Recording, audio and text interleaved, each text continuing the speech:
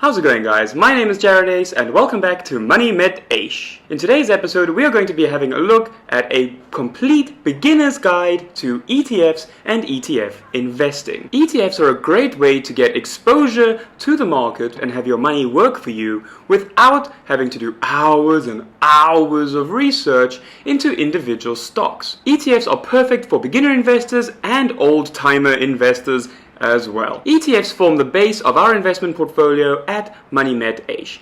And a huge benefit and something that I love about ETFs is that you can invest in ETFs in South Africa tax-free in your tax-free savings account with EasyEquities. But before we get started, please remember that this is not financial advice. I am not a financial advisor. This is a blank cup. Blank cups. Put your logo on my cup. My videos are not meant as financial advice, they are meant for entertainment and education purposes only. Should you require the services of a financial advisor, please contact a registered financial service provider. Remember also to hit that like button, subscribe down below, and ring the notification bell to be updated every time we upload new videos. So let's have a look at what is an ETF.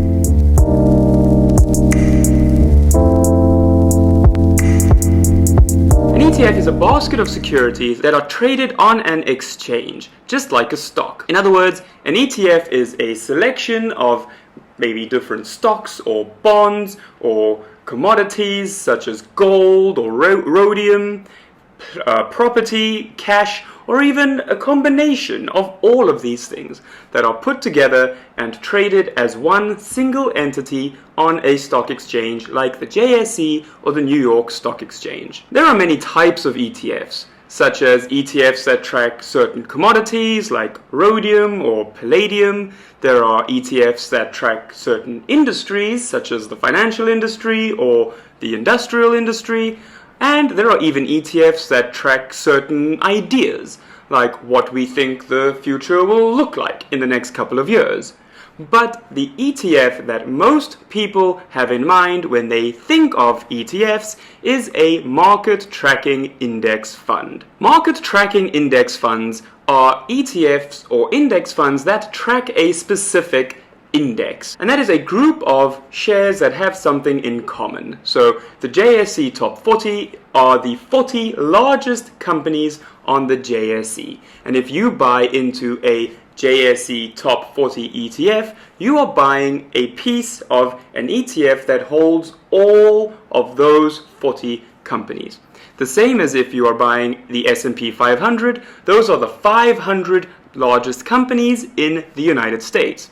And your ETF will hold all 500 of those companies. So by buying into an ETF, you are paying one price to gain exposure to the 40 largest companies or the 500 largest companies in these respective countries. An ETF can be seen like a buffet. Instead of going to Steers and just buying your Rave burger, because let's be real, who in their right mind is paying 75 Rand for a King Steer burger? Famous brands, Steers, pull your head in, but don't get me started on Steers. Instead of going to Steers and buying just your Rave burger, you're going to Tuscan Barbecue. And you get a plate and you get to try all of the foods available in the restaurant. So, just like at Tuscan Barbecue, some of those foods are going to be great. It'll be the hot roast beef with the gravy and the mashed potatoes, and some of it is going to be the 4-hour-old chicken nuggets that someone's kid probably went and licked and put back.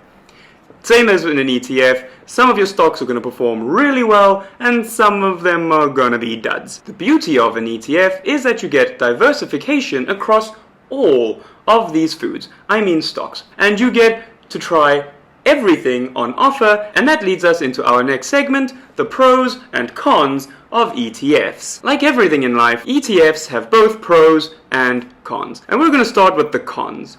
So, con number 1, ETFs come with more fees than buying individual stocks. They have annual management fees and transaction fees, which you don't get when you buy an individual stock, which will only have maybe a commission fee from your broker. Number 2, index tracking ETFs will return a market average return.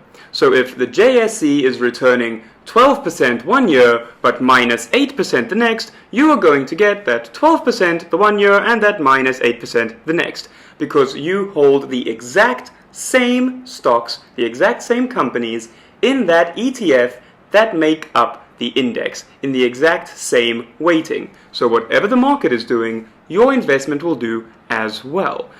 But this is not necessarily the worst thing in the world, since most professional fund managers don't beat the market consistently anyway. Number 3, over-diversification.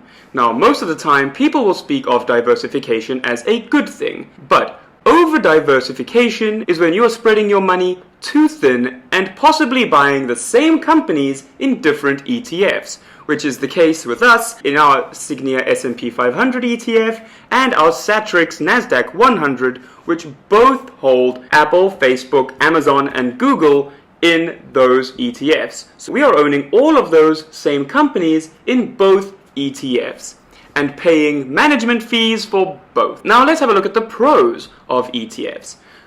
My biggest pro is, of course, that you get exposure to multiple companies at one price.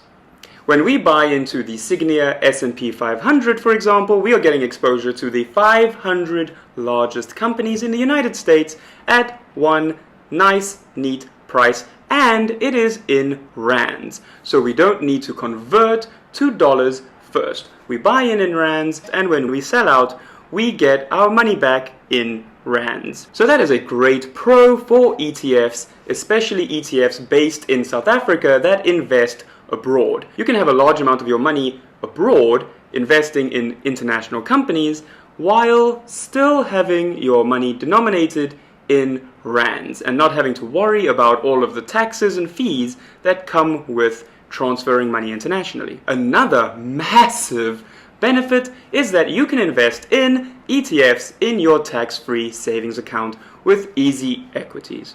And that means that all of your capital gains and all of the dividends you earn on your ETFs will be tax-free. The third pro is diversification. And yes, I know, we've had it as a pro and a con. It works both ways. The pros of diversification are that if you have a stock that is underperforming, the stocks that are performing better in your ETF will make them level off and you won't end up losing all your money just like that. Pro number 4.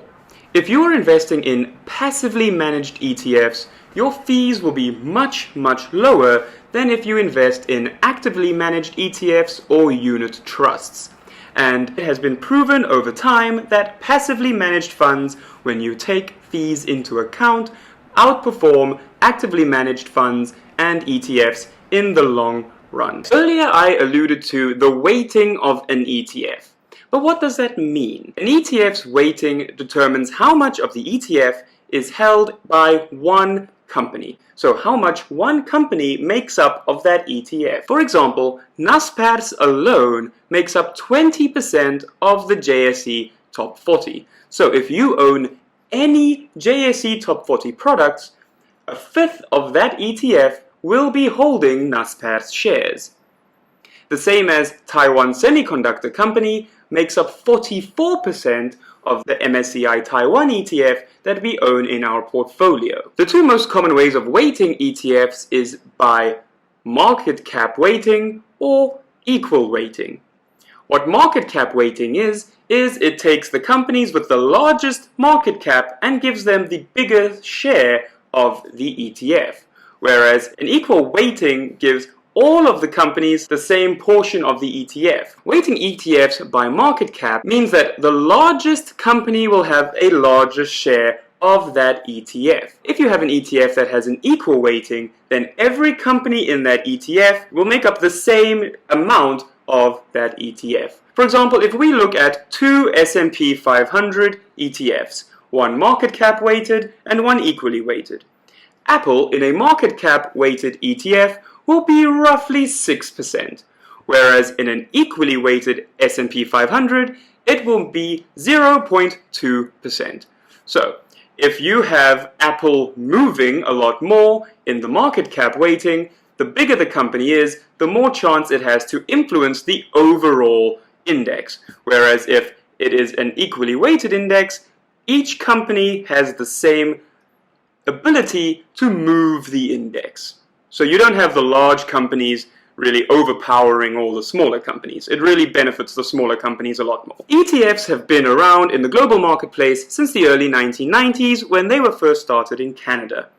And South Africa got its first ETF, the Satrix JSE Top 40, on the 27th of November 2000. And its IPO was one of the largest in JSE history. Since then, the market for ETFs has really exploded, with over 2,000 ETFs just in the USA alone, and over 80 ETFs available for purchase in a tax-free savings account or your ZAR account on EasyEquities. 21 years on, and the Satrix JSE Top 40 ETF is still the most popular ETF in South Africa, and they won the People's Choice Awards for 2021 at the 2021 Celtas, which is like the Oscars for finance people. It formed part of one of the 10 awards that Satrix took home that night. Now, we've spoken a lot about ETFs and EasyEquities. Let's put the two together. ETFs on EasyEquities. EasyEquities makes investing in ETFs, well, easy. And they even have a website fully designed and dedicated to ETF investing called EasyETFs. On EasyETFs, you are able to look at different ETFs that are available on the platform. There's a really handy comparison feature, and you can even click on Find My ETF, and it brings you a whole bunch of filters that you can fill in to find the perfect ETF for you. The website even has how-to guides and webinars so that you can find the answers to any questions you might have around ETFs. Join us next week when we will have a look at exactly what to look for when you buy an ETF, as well as go over the ETFs that we personally hold in our MoneyMetEish EasyEquities portfolio and the top ETFs in South Africa at the moment. If you found this video helpful, please hit the like button, subscribe down below, and ring the notification bell to be updated when we upload new videos. Please remember, you can also follow MoneyMetEish on Instagram and Facebook and everywhere where MoneyMetEishes are. MoneyMetEish brought to you by Blank Cups. Blank Cups. Put your logo on my cup. For more information about Blank Cups, email moneymeteish@gmail.com. Thank you so much for watching. We will see you next week. Good night.